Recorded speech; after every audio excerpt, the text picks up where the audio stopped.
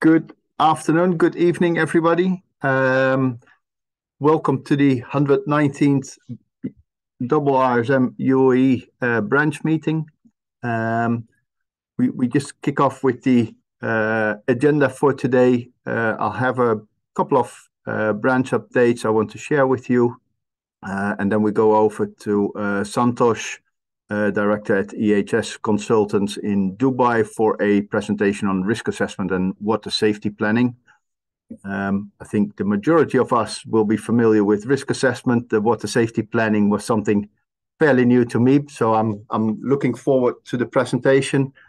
If you have during the presentation any questions, please put them in the chat, and we will try to answer all your questions.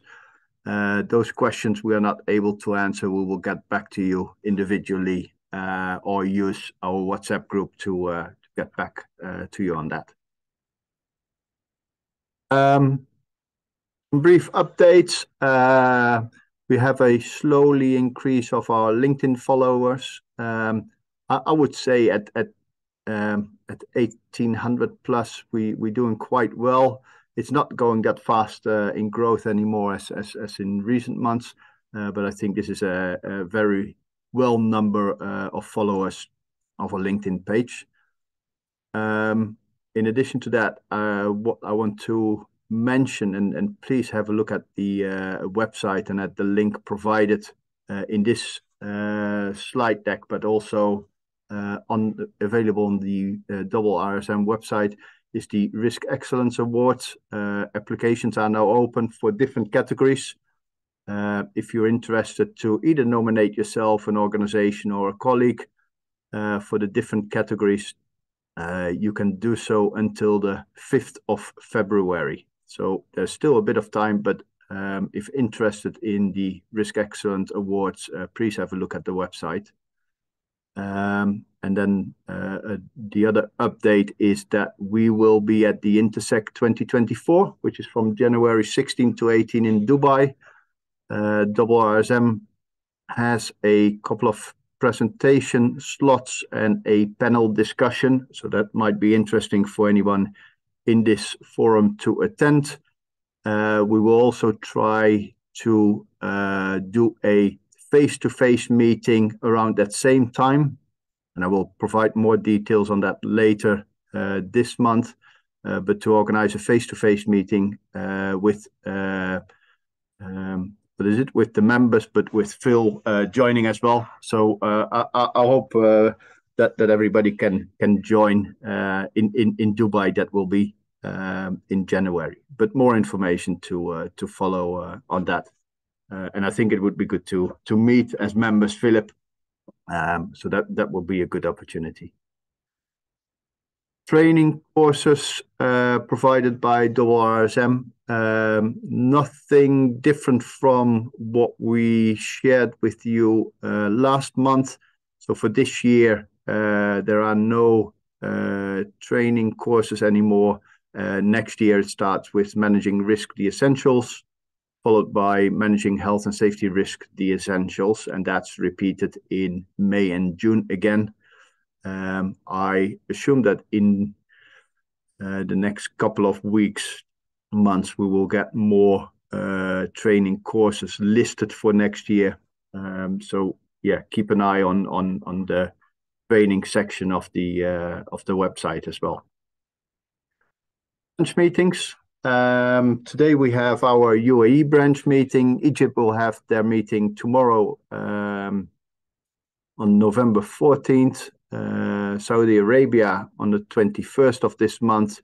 And then there is a working at height and full protection topic at the branch meeting in India on November 22nd.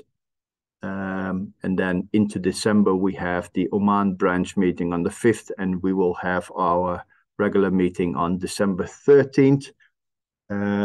We already working with on the topic. That will be most likely done by Clyde and Co. The moment we have more information, we will share that on the WhatsApp group as well, what the specific topic will be.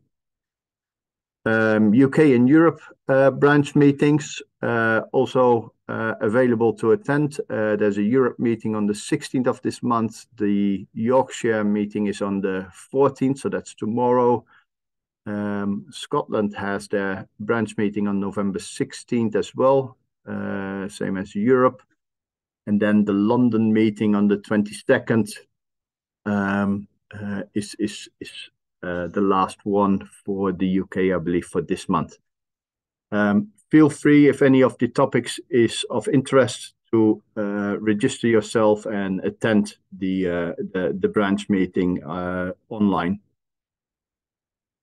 Membership benefits. I don't think I have to mention that to the participants of this meeting, but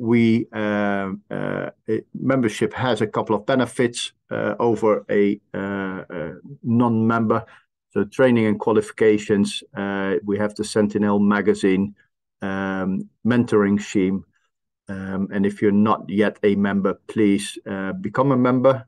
We still have the UAE 25 discount code for a annual membership. So for those who still consider to become a member, use this code, start 2024 in a positive way, and then become member of the double RSM. Next branch meetings, as I mentioned, December 13 will be our next meeting with Clyde & Co. Topic not yet decided, but the moment we have clarity on that, we will get back to you on that. January 10th, and I put tentative because that's a bit depending on availability of Philip as well. But we will do that around the days of the Intersec. And again, as mentioned before, I hope to see as much of our members for a face-to-face meeting in Dubai. And then February 14th will be the next branch meeting. As always, it's the second Wednesday of the month. So put that already in your calendars. This month we had Santosh responding to the WhatsApp request of a speaker, and I think that's good. I think that's how I would like to see it as well. This is a branch that is not only run by the branch team, but is also a members organization and a members branch. So if there are members who want to present something on a topic, please let me know in a personal message, or put it on the chat in the WhatsApp group. And it can be of any topic, best practices, experiences, any of the health and safety initiatives that you have been taken in within your organization, or any of the results of such an initiative you would like to share to the larger group. So it can basically be anything. It doesn't need to be a full-fledged presentation of 30 minutes. If you just have something that you can share in 10 minutes, we are open to that as well. So feel free to reach out to me or any of the other team members, or put it in the WhatsApp group if you have any topic you would like to present or would like to share with us. Then to the presentation of today, as mentioned, Santosh from EHS Consultants in Dubai is joining us with a presentation on risk assessment and water safety planning. Thank you, Santosh, already upfront for joining and volunteering for the presentation. Very interested in it. As I mentioned, water safety planning is not something I'm completely familiar with, so that's definitely a good learning point for me. But yeah, I would like to hand over to you, and again, thank you for volunteering to do this presentation. Good evening, everybody. Thank you, Branko, first of all, for giving this opportunity. I'll start sharing my screen.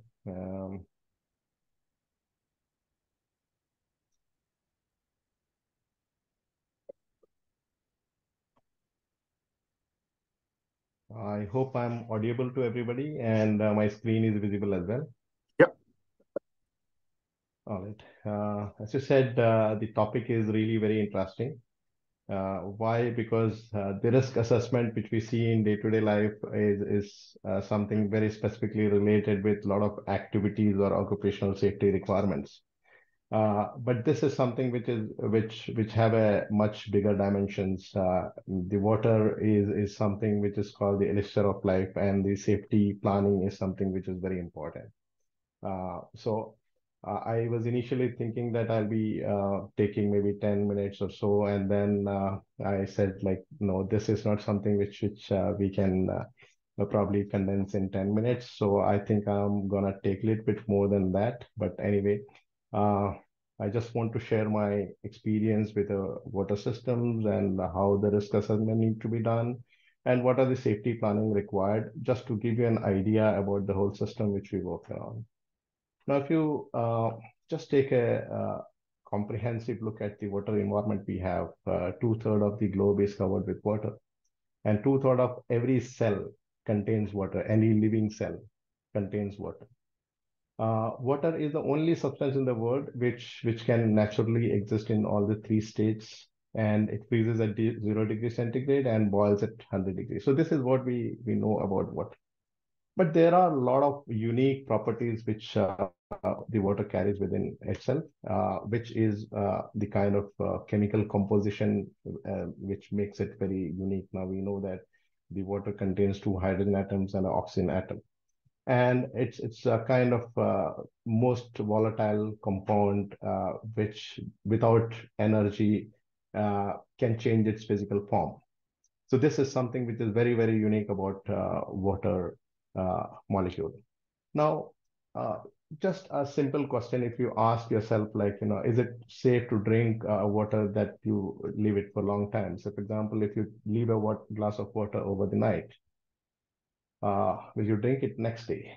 I'm sure that nobody will disagree with that. Nobody wants to drink it the next day. Maybe the water will look clean, but maybe there is a possibility that the taste of the water changes or it smells different. Why? Is because the water have a very unique capacity where we call it as a universal solvent. That means anything in the air, in the environment, can easily get dissolved into water. So, for example, it's a newly painted room, or maybe you have a kind of glue applied on the carpet in a new apartment. So if you leave a glass of water, you can see that you get that smell or taste in the water, because water have this unique property of getting contaminated by itself. Uh, the second thing is that it can also contain a lot of biological matter into that. The life originated in water. That's why we call it elixir of life. That means the life can very easily start in any water which is remaining there. So that's why we don't keep the bottle of water open. We don't leave a glass over the night and drink the water the next day, because it can contain biological component into like bacteria and pathogens. The second thing is that it can taste differently or smell differently because of the capacity of being a universal solvent. It can absorb whatever is there in the environment, and the pollutant can easily get dissolved in the water. So this is something which makes it very important that we take care of the health of the water system. We do a proper risk assessment and manage the water system in all different kind of water environment, and not specifically looking at buildings. We're talking about fountains. We are talking about the artificial man-made lakes, the cooling towers. You just name it. Everything needs to be taken care of, and a proper risk assessment needs to be done, understanding the water system. Now, if you move around, you'll see different kind of water system around you. You have cooling towers, which probably supports the cooling of buildings. You have shower heads where the water is supplied into your hotel rooms and apartments. You have different kind of water features, shooting fountains, and then a lot of fancy things around you. And also we drink water, so it is again related with the utility which we have in every building. So there is no life without water. Now, if you go further, you see the landscaping receives a lot of water, agriculture needs water. So these are all different kind of water environment. You look at different kind of artificial man-made lakes. If it is not managed properly, it can give you a lot of problems. It can breed mosquitoes and insects. It can give you foul smell. The gas emission, the toxic gas emission from there can cause health issues. So just name it. So if you don't manage the water environment properly, it can cause a lot of problems. So that's why it is very important that we do a proper risk assessment for the water system and manage it properly. Now, the most important aspect of doing a risk assessment for any water system is understanding the water system and the related aspects. A detailed water system risk assessment needs to be carried out. So understanding the system is the first and foremost thing. And after that, a detailed risk assessment needs to be carried out based on each and every component which is a part of the water system. And once you identify and assess the source of risk, then you have to prepare a scheme to prevent and control the situation and implement those control measures and put a monitoring plan in place. And then keep the records and review the plans because the water system will not stay stable for a long time. So you have to definitely review and make changes accordingly. This is something which is very, very important in water systems. So now if you look at an overall system which we have in one building, the water is received in probably a reservoir like a water tank, and then it goes like in two systems, a potable water system for drinking and non-potable, it goes to your swimming pool or maybe jacuzzi or water features. So you have hot and cold water system in the potable system where you get the water heated up in the geyser or a calorifier. And you have sustainable water initiative where sometimes you go for recycling the wastewater and reusing them, or the wastewater which is discharged into the drains. So this is a idea of the water system in a typical building. So sometimes it is very simple. You see that the water tank, there are heating elements, and you have showers and couple of taps like you see in a villa. So the system is very simple. But when you look at the system within a high-rise tower or maybe in an industry where different uses of water is important, you can see the system is complicated. And this is where it is very important that you divide them into smaller parts while doing the risk assessment because the entire water system, it's a comprehensive thing. It's a complicated stuff. So you have to go by design, look at each and every component separately and carry out the risk assessment so that you can very precisely find the problems at different locations, put mitigation plans there, and solve the problem before it creates a problem for you. Now, let's look at the biological part. As I told you that there are physical hazards, chemical hazards and microbiological hazards related with water. It's a big topic, so probably I'll take you through the most important part, which is the microbiological part of it. Now, sometimes the water looks very clean. It looks clean. Why? Because there are things which we cannot see with our naked eyes. There are bacteria and smaller organisms which needs a microscope. So most of the microscopic stuff can very simply breed in any open water system. So this is a big health risk, and this is something which is of prime importance when it comes to the water systems within the buildings or in unmanaged man-made water systems, managed and unmanaged. So which includes, like, say, for example, the managed one includes swimming pool, water features, and other stuff which comes within the building environment. And unmanaged is like the open lakes. Maybe you have irrigation lakes. Those things are unmanaged, but again, they can cause a risk of bacterial or microbiological contamination.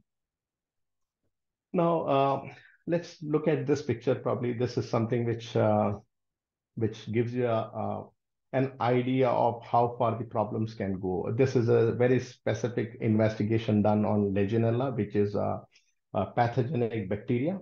So there is a sewage treatment plant, and you can see that the wind blowing from the sewage treatment plant is taking the bacteria around 200-meter away. So that means a person, if suppose the water in the sewage treatment plant is contaminated with this bacteria, the organism can very easily travel 200 meters with a wind and it can cause health issues. So sometimes what happens is the problem related with water systems are not local. It can spread in different direction depending on the environmental conditions. So I just wanted to explain that sometimes the problems are not local. It can cause contamination in a wider area. Uh, Now, statistical reports are something which is very important. If you manage properties or if you're into health and safety, you know how important the statistical reports are. So there are agencies which take care of the statistical reports related with the kind of infections caused by managed venues, untreated venues. So basically, this gives you an idea about whether the systems are maintained properly or no, and what enhancement needs to be done. So basically, this data helps you carry out the risk assessment based on the conditions which prevailed in the past, and where you need to go for mitigation measures based on the data or from the statistic where people went sick, or maybe where the monitoring results failed, and so on. Uh, Now coming to the biological part of it, what happens is any water, if it is clean, potable water also, it can form biofilms. This is something which is very important in potable water system within the building systems, or in man-made water systems where we even try to maintain it in a good shape with regular cleaning and maintenance. But this is a regular scene that the biofilm formation happens, and in this particular case, what happens is the microorganisms gets a protection, wherein the layer of biofilms gives them a protection against the disinfectants or the chemicals which we load to kill them. Now, let's look at this typical cross section of a pipe. You can see there are a lot of deposits within the pipe, and if you look at the schematic, it will look something like this, wherein you have a biofilm which is already formed within the pipe system, and you have the colony of microbes which are very happily surviving within the system, because the water is carrying the disinfectant which have the property to kill these microorganisms, but they are protected by the microenvironment which they have within the pipe system. So the growth of algae and biofilm formation is something which gives protection to microbes. Even sometimes we see that the corrosion, the pit corrosion and the corrosive part within the water system gives a very conducive condition. It gives protection to these microorganisms, specifically pathogenic microorganisms to proliferate within the system. So any water system needs to be taken care of. All this assessment needs to be a part of the water system risk assessment. Now let's start with something where we receive the water from DEWA or whatever municipal sources are there. It comes to the tank. So the condition of storage tank is very, very important. So routine cleaning is required as per the law. And if it is not clean, it can have a load of microbes originating from these areas, and it even runs into the water system from here. Now, there are growth conditions very specifically related with microorganisms. So sometimes the age and stagnation. Say, I will give you an example. There was a condition wherein we had a tower, a building, high-rise building, wherein we had regular water quality failures during the summer months. So what we found is that in summer months, a lot of people, they take vacation, so the building occupancy dropped. So when the building occupancy drops down, automatically what happens is the turnaround of water is reduced, the water gets aged, and the water is stagnating within the tank.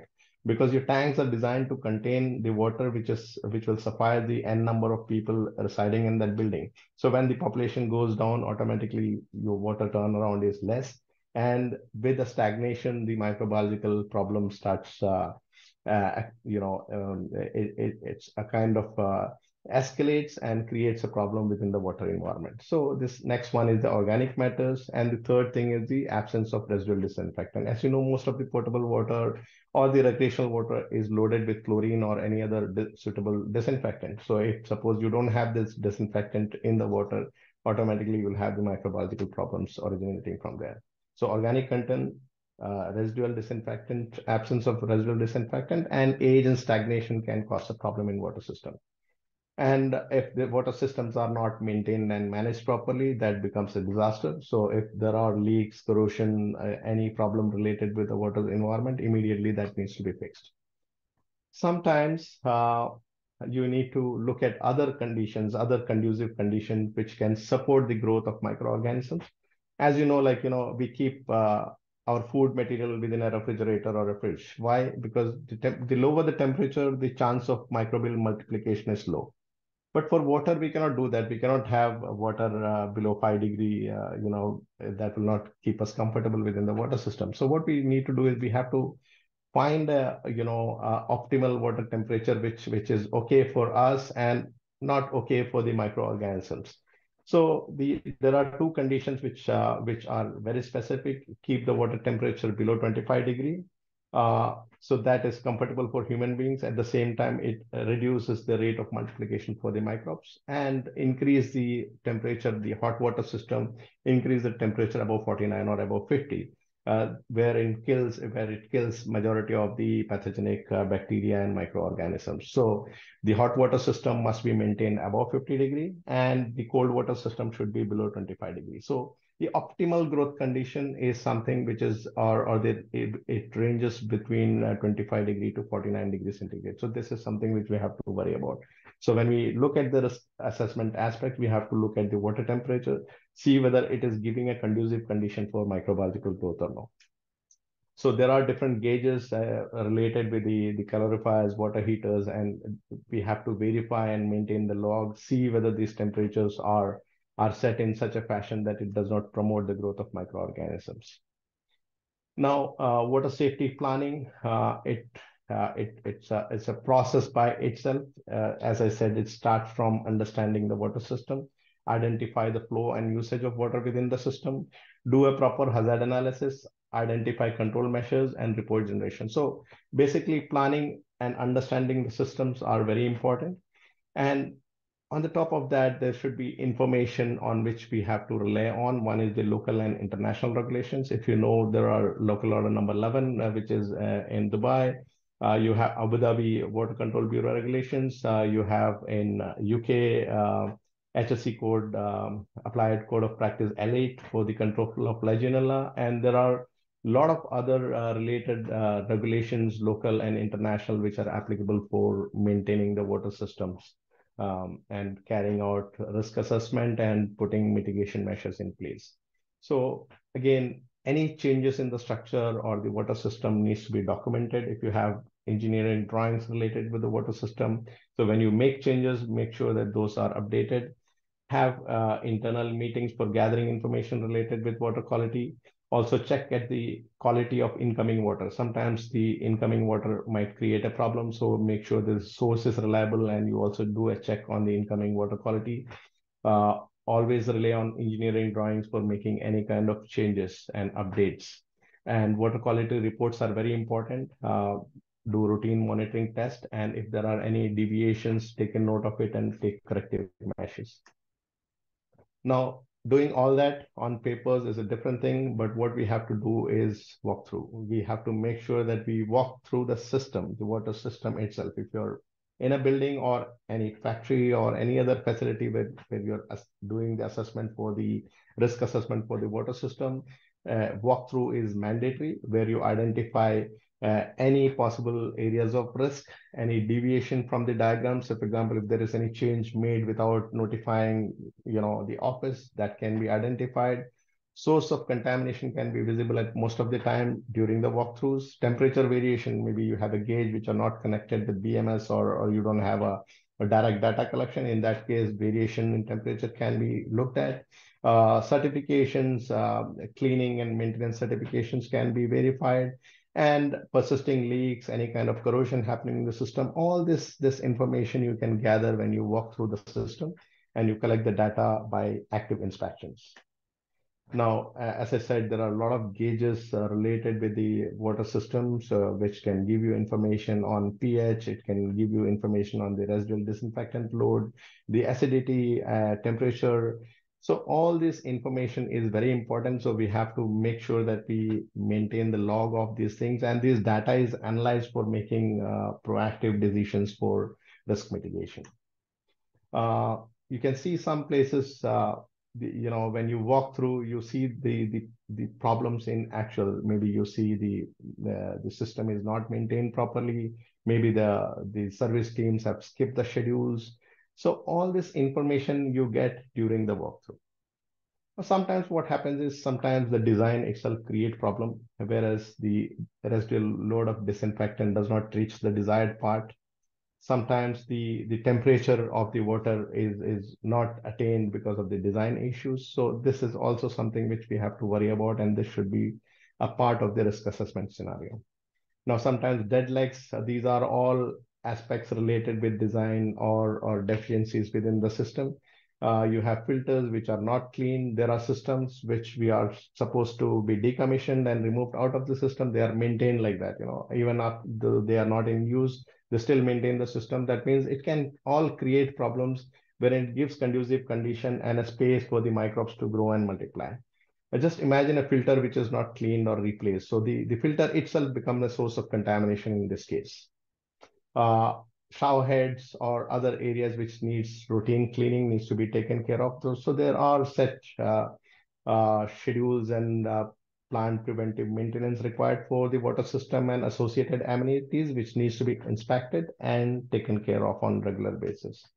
Uh, I think most of you will be familiar with this kind of emergency eye wash facilities.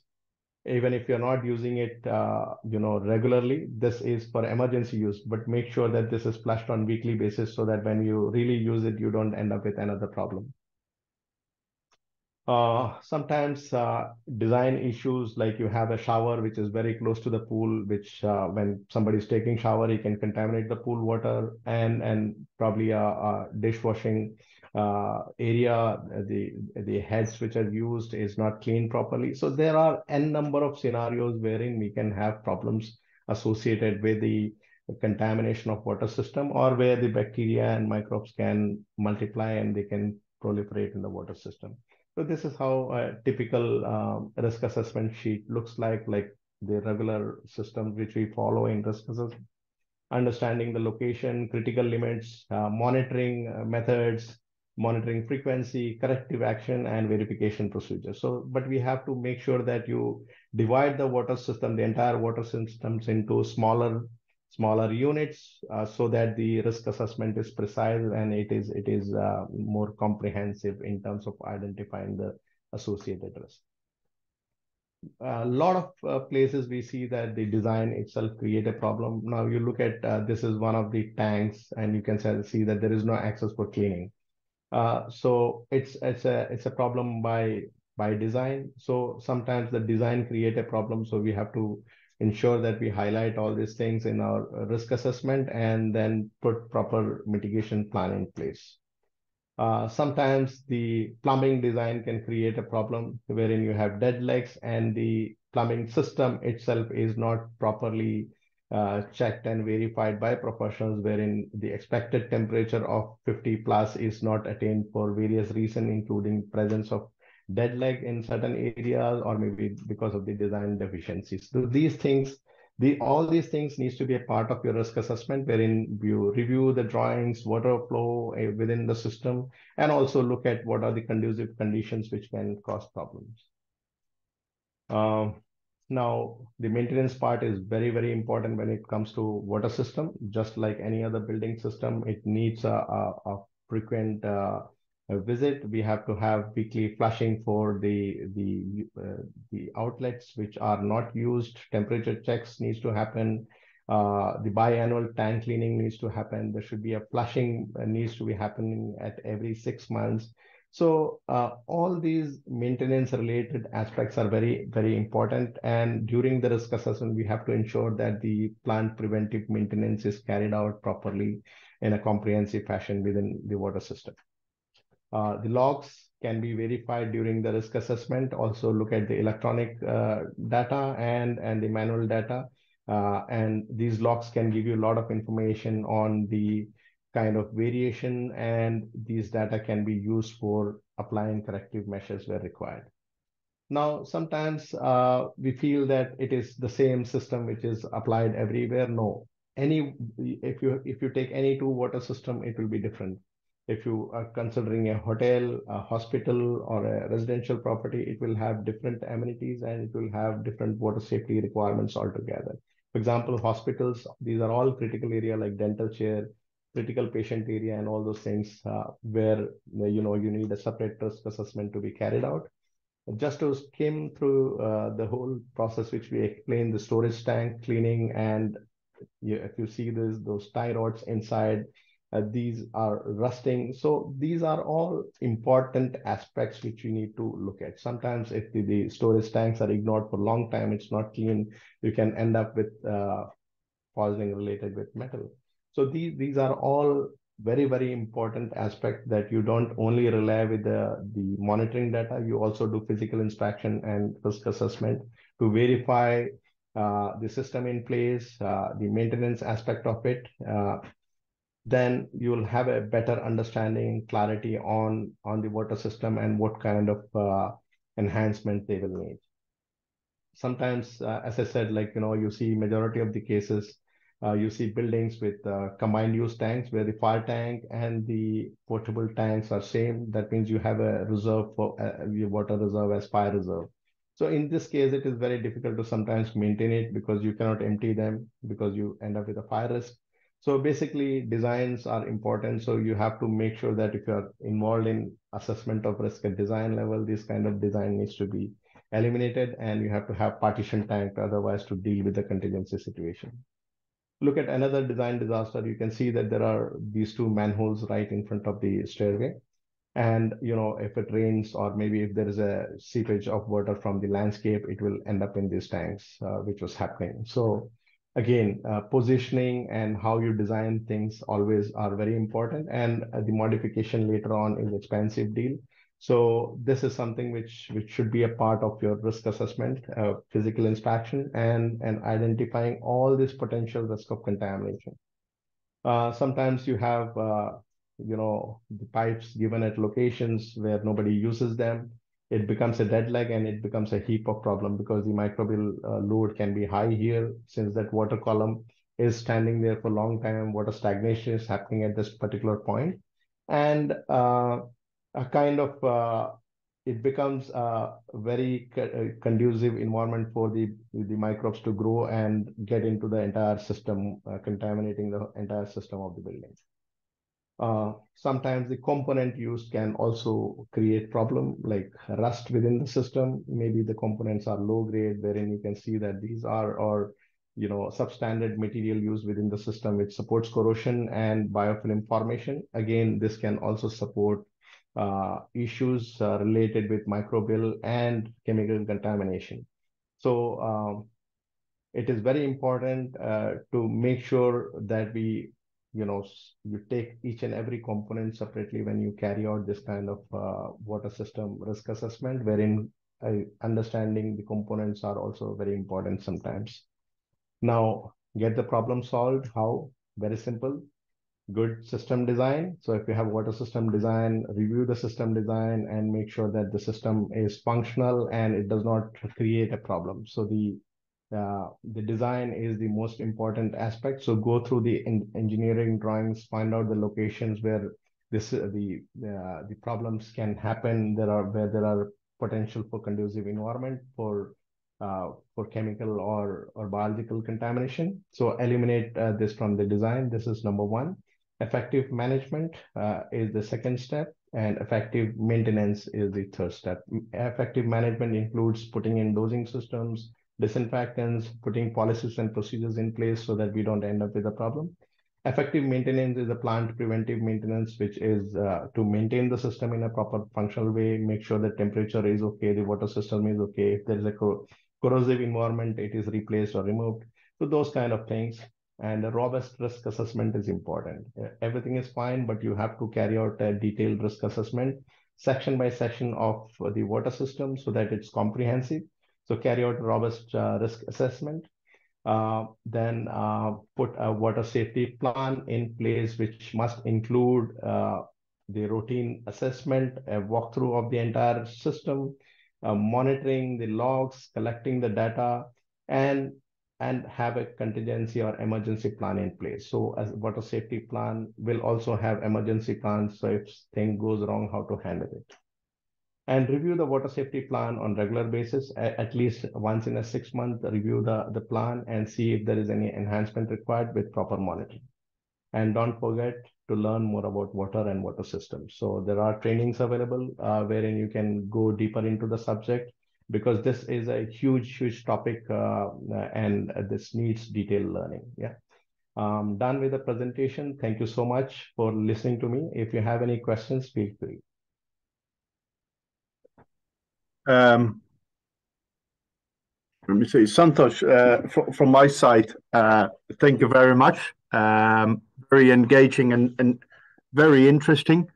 I think, but maybe I speak for myself, is that we typically look at risk assessments from a employee point of view. Whether it's working at height or any of the other topics. I see it less on water. What is your experience in the UAE? Do you come across a lot of this topic in risk assessments? We honestly speaking, we do a lot of risk assessment related with the environment, whether it Mm-hmm. is air quality, water quality, because I think people are more exposed to water and air than anything else. Correct. If you're Yeah. comparing the risk associated. So in that sense, these two aspects, air quality and water quality, are very important. And since people they don't see the back end system, you see only the water which is delivered to you in the tap and it looks clean, they assume that everything is fine. Yeah. But when you go back to a pump room, you look at the condition of the tank, you look at the condition of the pumps, the way it is managed, whether the disinfectant system is working or no, the temperatures are optimized or no. So all these system related things which is not visible to people, Yeah. they cannot imagine the kind of mess it can get into. Yeah. Yeah. And people will be always looking at mopping their floors and keeping the high footfall areas clean and in a sparkling condition. But we have to what we do is we look at something which is not visible to normal people. So yes, not only in UAE, everywhere globally, this is a problem wherein we get into water systems or maybe air quality issues. Look at how it is creating health issues, how it is causing probably short-term and long-term health impact. Yeah. Uh, Yeah. uh, so it is a very detailed topic though, but I just tried in condensing it and limiting it because it will take hours and hours to discuss in detail. No, I think, and again, I think it was a very interesting topic. I think underestimated by a lot of us in the profession. But definitely something we need to look into within our organizations. I would say at a larger comment, because you're right. It's we exposed to it every single day, and I know that we all check our, what is it, or we should check our emergency showers, etc. That's the visible part, but there's an entire part in the back end which is not visible. Yeah, so thank you Absolutely. very much. Thank you. Um, any of the members, participants, any questions? Um, Either raise your hand, I would say, or put it in the chat. I can't see any more at the moment, Branko. A No. number of members have asked for the WhatsApp group, so I've sent that as a link in the chat. Yeah, that's. So I think that's all the questions. If there are no further questions, then I want to thank Santosh for the presentation. Thank to all the participants for attending. Please reach out to us after the meeting, whether it's in the WhatsApp group, whether it's via LinkedIn, or directly to Santosh if you have any questions on risk assessments related to water safety and water safety plan. I assume Santos is more than willing to answer your questions and provide any support that he can offer to you or your organizations. So again, thank you for attending. if there are no further questions, then this will be the end of this branch meeting. And I'll see now popping up a couple of questions. Let me quickly check. Thank you. Thank you. Excellent session. Well, that's all for you, Santosh. Great job. Great presentation. Okay. Thank you. Thank you all. Everyone. And I hope to see you next month on December 13th for the final branch meeting of 2023. Thank you, everyone. Good evening. Good evening. Bye. Bye.